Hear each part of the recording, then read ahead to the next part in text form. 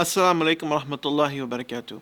So in this video, we'll be concluding the series by discussing the last sacrifice that we want to mention for the series that Ibrahim alayhi salam made for the sake of Allah.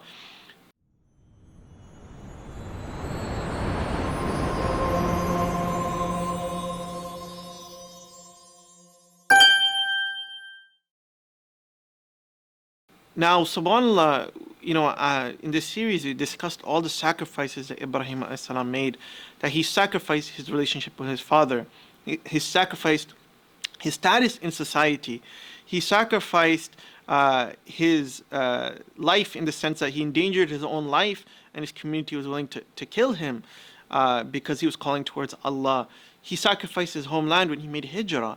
He sacrificed Hajar alayhi salam and Ismail when he left him in the desert. And he sacrificed Ismail when, he was literally commanded to sacrifice him. He was willing to sacrifice him. And after all these years of this struggles and this dawah and all these sacrifices, Ibrahim alayhi salam didn't stop. That at such an old age and all those years of sacrifice and struggle, Allah subhanahu wa ta'ala commands Ibrahim alayhi salam to build the Kaaba. And he sacrifices his time and his efforts to build the Kaaba.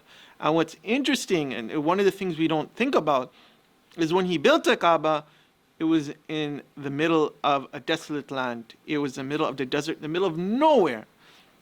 That Allah subhanahu wa ta'ala commanded Ibrahim to build this house, the house of Allah, and yet he was commanded to build it in the middle of nowhere. There was nothing there, no civilization, no community, no people.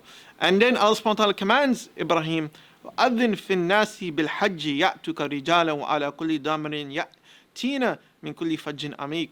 Call all people to the pilgrimage. They will come to you on foot and on every lean camel from every distant path. So Allah subhanahu wa ta'ala is commanding Ibrahim, call the people towards the Hajj. And they'll come from every to you from on foot and every lean camel from every distant land. And Allah subhanahu wa ta'ala is saying this to Ibrahim, and he's building this house, but there's nobody there. If you want to build something and you want people to come, you would do so in a place where there's a big population. And yet Allah subhanahu wa ta'ala commanded Ibrahim as-salam not to build the Kaaba in a place where it was a flourishing city, but in the middle of nowhere. And he commands Ibrahim to call humanity, call people towards this house. And Ibrahim as-salam spends his time and his efforts to build the Kaaba. And he fulfills the commandment of Allah, trusting in Allah. And you see that when Ibrahim as-salam built this, he didn't question Allah. Why am I building this in the middle of nowhere? But he trusts in Allah. And what happens? Not in the life of Ibrahim as-salam, but many years later, we see how, us now, even thousands of years later, are going to the house of Allah, to the Kaaba, to Makkah, to worship Allah subhanahu wa ta'ala, to perform the Hajj, to perform the Umrah, our Qibla is towards the Kaaba. And this is all because of the sacrifices of Ibrahim alayhi salam, that he built the house and he trusted in Allah. And he didn't necessarily see the fruits of all his sacrifice, all his struggle in his life. He didn't necessarily see that. But us now, thousands of years later, are the fruits of his sacrifice. And this is why Ibrahim as-salam was one of the greatest human beings to ever walk the face of the planet.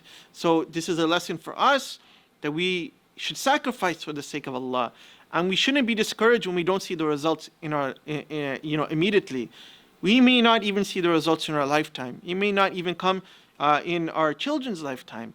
It may come thousands of years later, but it doesn't matter. When you sacrifice for the sake of Allah, Allah subhanahu wa ta'ala will never let your deeds go to waste.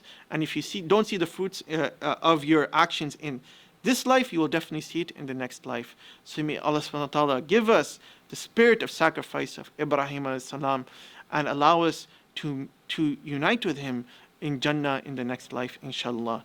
Jazakallah khair. Assalamu alaikum wa rahmatullahi wa barakatuh.